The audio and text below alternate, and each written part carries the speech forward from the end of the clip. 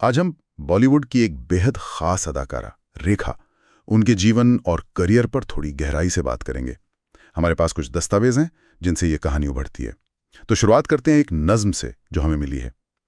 इनायतों सी बिखरी हैं या कोई गहरा राज है वो, आवाजों में घुलती खामोशी या कोई अनसुना साज है वो। बिल्कुल। रेखा जी मतलब भारतीय सिनेमा में उनका नाम ही काफी है और उनका जो असर है वो आज भी है। ये दस्तावेज भी यही दिखाते हैं, उनका सफर, उनका वो कमाल का बदलाव और हाँ वो रहस्य जो आज भी है।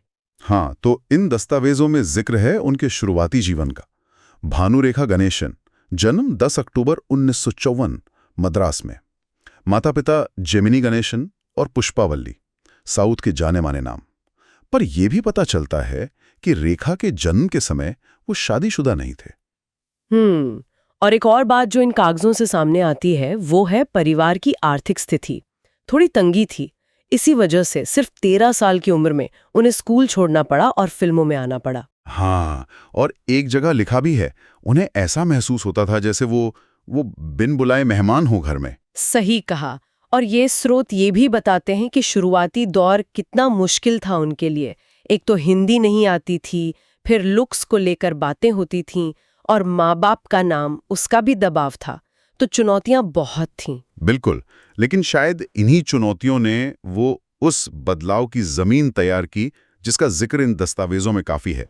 उन्होंने खुद पर बहुत काम किया।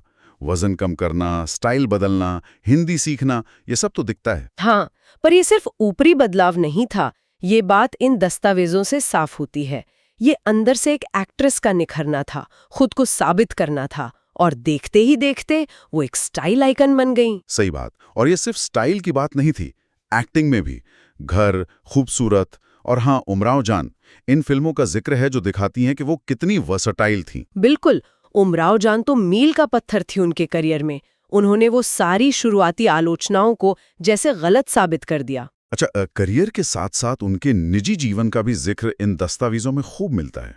खासकर अमिताभ बच्चन के साथ उनका नाम जुड़ना। 1976 की दो अनजाने से ये सिलसिला शुरू हुआ, ऐसा पता चलता है। हाँ, और फिर मुकद्दर का सिकंदर, सुहाग, सिलसिला, एक के बाद एक हिट फिल्में। उनकी जोड़ी बहुत पसंद की जाती थी। और एक इंटरव्यू का भी हवाला है इसमें, जहां रेखा कहती हैं, वो उस शख्स को देखा, बस हो गया। दिलचस्प बात यह है, जैसा इन दस्तावेजों से इशारा मिलता है कि इस सिलसिला के बाद ये कहानी खत्म सी हो गई, लेकिन इसकी बातें हमेशा चलती रहीं और पब्लिक में ये रिश्ता जैसे एक तरफा ही ज्यादा दिखा। इससे वो रहस्य और गहरा हो गया है ना। हाँ बिल्कुल, रिश्तों का ये सफर आगे भी चला। 1990 में उनकी शादी हुई दिल्ली के उद्योगपति मुकेश अग्रवाल से, इसका जिक्र है। हाँ, लेकिन ये खुशी ज्यादा टिक नहीं पाई। दस्तावेज बताते हैं कि शादी के कुछ ही महीनों बाद मुकेश अग्रवाल ने आत्महत्या कर ली। एक बहुत दुखद घटना थी ये। बहुत दुखद। और उसके बाद का जो दौर था, मीडिया कवरेज का जिक्र है जो काफी नकारात्मक था। एक जगह तो ये भी लिखा है कि मीडिया ने उन्हें जैसे एक खलनायिका ही बना दिया था। सही कहा। ये दिखाता है कि कैसे एक निजी त्रासदी पर पब्लिक में क्या क्या बातें हुईं और ये उनके जीवन की उलझनों और उनकी पब्लिक इमेज में एक और परत जोड़ता है। इन सब उतार चढ़ावों के बाद भी आज भी रेखा वो एक पहेली सी हैं। ये बात इन दस्तावेजों से भी लगती है। बाद के सालों में फिल्में कम की उन्होंने, लेकिन जब भी नजर आती हैं चर्चा होती है। उनका अंदाज, उनकी एलिगेंस। हाँ, और उनकी कहानी लोगों को सोचने पर मजबूर करती है। एक प्रेरणा भी है और एक जिज्ञासा भी। जैसा एक जगह लिखा है, रेखा की जिंदगी एक ऐसी पहेली है जिसका जवाब शायद खुद रेखा के पास भी नहीं। बिल्कुल।